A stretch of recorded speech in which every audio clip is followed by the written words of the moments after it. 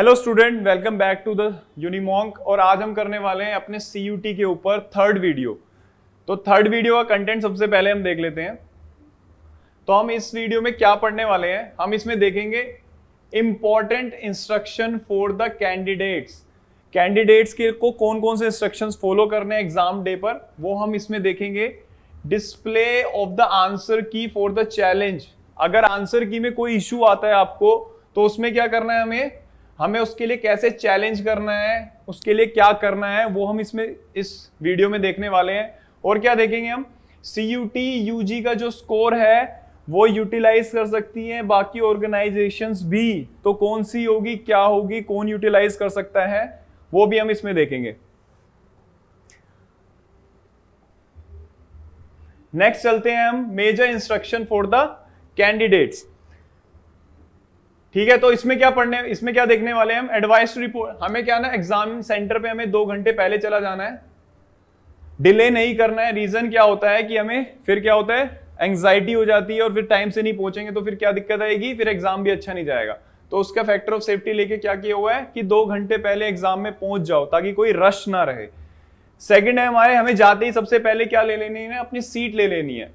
उसके बाद क्या करना है, ताकि कुछ भी इंपॉर्टेंट इंस्ट्रक्शन, जो सबसे पहले इंस्ट्रक्शंस देते हैं एग्जामिनर, जो वहां पे एग्जाम लेते हैं, कंडक्ट कराते हैं, वो इंस्ट्रक्शंस देते हैं कि आपको अपनी शीट्स कैसे फिल करने। वो आपका तो कंप्यूटर बेस्ड टेस्ट है, तो उसमें कौन कौन सा ऑप्शन क्या करेगा, तो सारी इंस्ट्रक्शंस देते हैं। उन सबको हमें समझने के लिए, क्योंकि कंप्यूटर बेस्ड टेस्ट है तो हर कोई स्टूडेंट कंफर्टेबल नहीं होता कंप्यूटर चलाने में, तो उसको सारी चीजों को क्या करेगा, वो समझा देंगे कि हाँ ये काम कैसे करेगा, और यहाँ पे क्या आने वाला है। तो ये बहुत इंपॉर्टेंट होता है, इसलिए टाइमली जाना बहुत जरूरी है ताकि सीट्स पर टाइम से चले जाओ।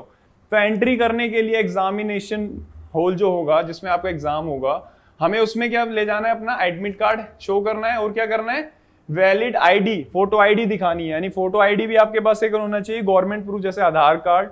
और उसके बाद क्या होना चाहिए, हमारे पास एडमिट कार्ड होना चाहिए। तो हमें क्या है, जो एलोकेटेड सीट है उसी पर ही बैठना है, क्योंकि आपका जो पेपर आएगा उसी कंप्यूटर पे आएगा, उसी कंप्यूटर पे शो होगा। इसलिए कोई भी सीट पे जाके नहीं बैठना, हमें बैठना है सीधा जो हमें एलोकेट की जाएगी, जो हमें वो बोलेंगे कि हाँ हमें इस सीट पे जाना है। अदरवाइज क्या हो जाएगा, आपका कैंसिल हो जाएगा। कैंसिल तो ऑब्वियस हो जाएगा, आप किसी और के सीट पे बैठ जाओगे तो फिर आपको एग्जाम देने का मौका ही नहीं मिलेगा। ठीक है, नेक्स्ट चलते हैं। हमें क्या करना है, जो हमारा क्वेश्चन पेपर है वो मैच कर रहा है हमारे सब्जेक्ट्स के जो हमारे एडमिट कार्ड पर है।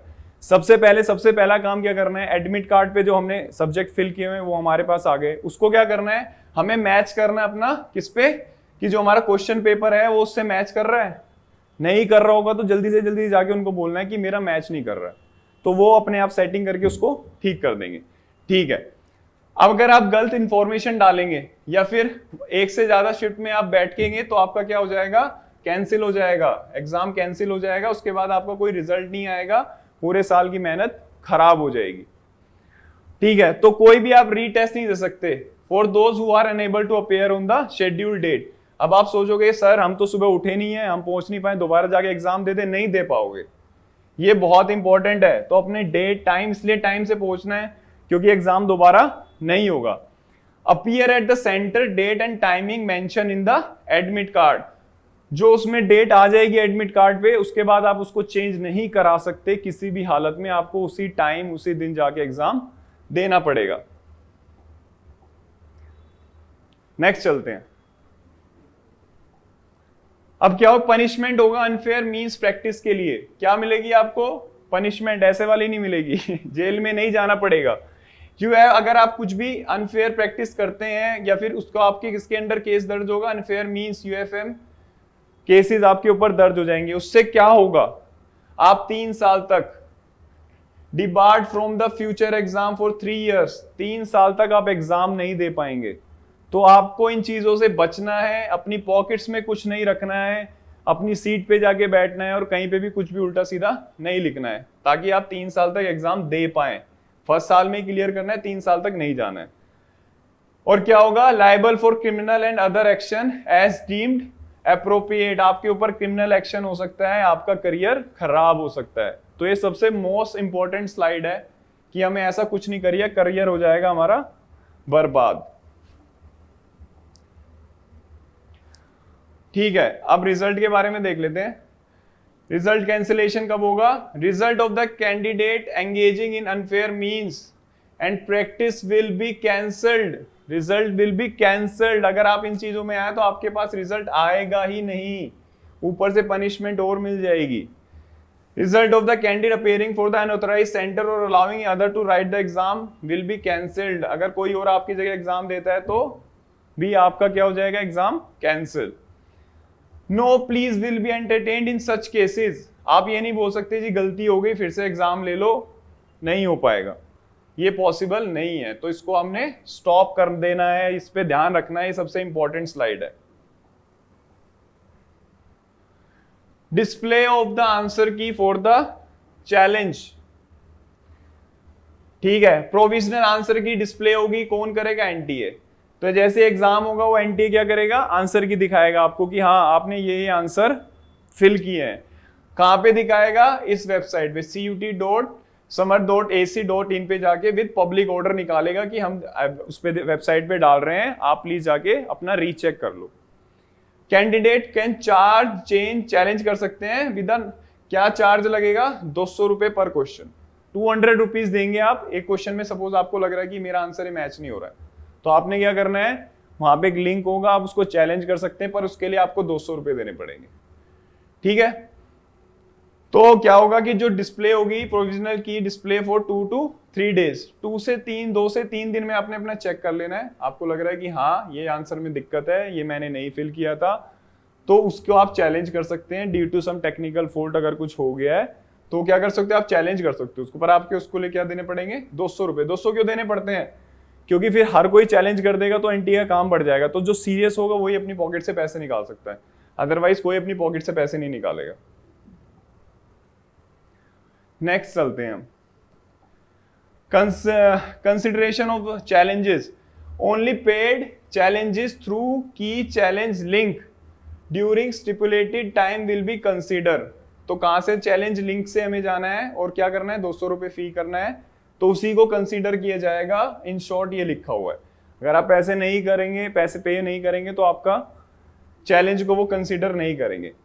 ठीक है, तो विदाउट एनी जस्टिफिकेशन और एविडेंस, और तो अगर कोई भी बोलोगे कि मुझे लग रहा है गलत है, आपको जस्टिफिकेशन देनी पड़ेगी, एविडेंस देना पड़ेगा कि हाँ ये गलत है, तो ही वो कंसीडर करेंगे। अदरवाइज आप 200 भी पे कर देंगे तो वो भी वेस्ट हो जाएंगे।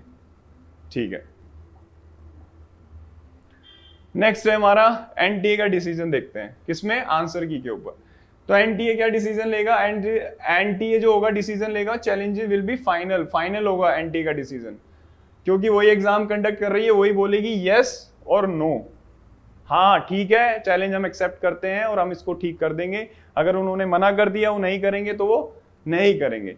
तो no further communication about the outcome will be entertained. तो उन्होंने मना कर दिया, नहीं पॉसिबल है, आपने गलत चैलेंज किया है, तो आप उसको दोबारा ये नहीं बोल सकते नहीं नहीं मुझे करना है, तो वो नहीं पॉसिबल है। फाइनल आंसर की के बारे में देखते हैं। Subject experts will be examine all the challenge. तो आपका जितना भी चैलेंज होगा वो सब्जेक्ट एक्सपर्ट्स करेंगे, कोई नॉर्मल जाके नहीं देखेगा हाँ मैच हुआ नहीं हुआ। आपका जो चैलेंज होगा, सपोज आपने कुछ आंसर निकाला 25, ठीक है, और एग्जामिनर ने 24 दिया था ऑप्शन में, वो गलती से मिसप्रिंट होके चला गया, बट आपका एक्चुअल आंसर 25 है और आपने चैलेंज किया, तो एक्सपर्ट्स क्या करेंगे? उस क्वेश्चन को दोबारा सॉल्व करेंगे और देखेंगे हाँ 25 आंसर हो रहा है, तो क्या करेंगे? ठीक है, चैलेंज इज गुड, तो वो उसको क्या कर लेंगे? मान लेंगे। अब फाइनल आंसर की will be displayed and declared. उसके बाद क्या होगी? एक फाइनल आंसर की आएगी। पहले कौन सी आई? प्रोविजनल। उसके बाद क्या हुआ? उसमें सबने चैलेंजेस किए कि हाँ ये गलत है, ये सही है। उसके बाद क्या होगा? फिर फाइनल आंसर की क्या हो जाएगी? डिस्प्ले हो जाएगी। नेक्स्ट क्या है? Result compilation. Result will be based on the final answer declared. तो रिजल्ट जो आपका आएगा वो आएगा फाइनल आंसर की, जो निकालेगी कौन? एनटीए। फाइनल आंसर की के बेसिस पे रिजल्ट आएगा, ये निकलेगी जब सबके चैलेंजेस रिजॉल्व हो जाएंगे, जितने भी लोग। उसके बाद क्या होगा? उसके बाद कोई भी चैलेंज नहीं लिया जाएगा, एक बारी फाइनल आंसर की आ गई तो क्या होगा? अगर किसी को होगा नो ग्रीवेंसेस रिगार्डिंग आंसर की after the declaration of the result, तो रिजल्ट के बाद कोई भी एंटरटेन नहीं किया जाएगा। जो आंसर की आ गई आपके अकॉर्डिंग सही है गलत है कोई फर्क नहीं पड़ता। उसके बाद ये सीधा क्या करेंगे, आंसर की को उसी के बेसिस पे आपका स्कोर कार्ड निकाल देंगे। अब हमारा जो थर्ड था कंटेंट में वो कहता है स्कोर, जो CUT का स्कोर है वो may be utilise by other organisation based on their criteria, यानी कि कोई और भी उसको अप्रूव कर सकता है तुम्हारे स्कोर को कि हाँ इसके बेसिस पे हम एडमिशन ले सकते हैं।